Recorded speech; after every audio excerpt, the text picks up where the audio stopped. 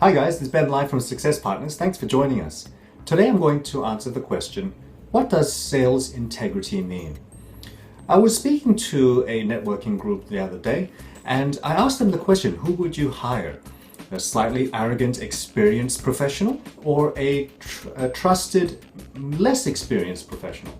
And the answer was unanimous. They all preferred to hire the trustworthy person. The bottom line was that personal integrity matters.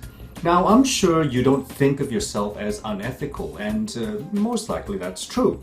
But what I want to talk about today is to help you to actively and be conscious of integrity so that you can continue to improve it, as we all probably can.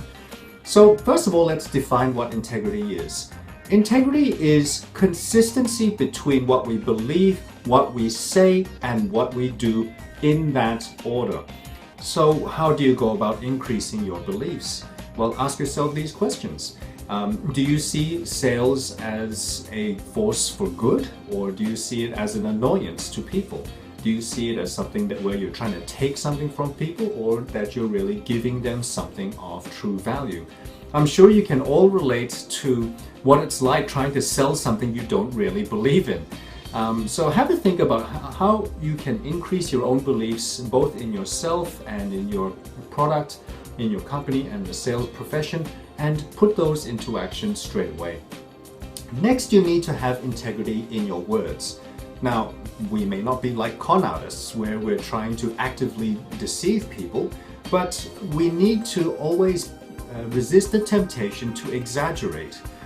So be honest about the limitations of your product, state the risks as well as highlighting your company's strengths, and make it a point to always do business only when it makes sense to do so. By having integrity in your words, you will increase the amount of trust prospects put in you, and you will increase your sales.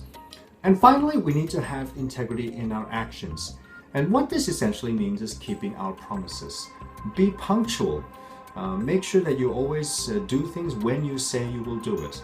And more importantly, we need to keep our promises even when it hurts and even when no one will notice. These things will affect the way people perceive us, but more importantly, it also affects how we perceive ourselves, which will have a direct correlation with our performance. So, take action. We can always improve on our personal integrity. Be mindful of your beliefs, your words, and your actions, as your success really depends on it. So remember, integrity plus skills equals success. I'll see you next time.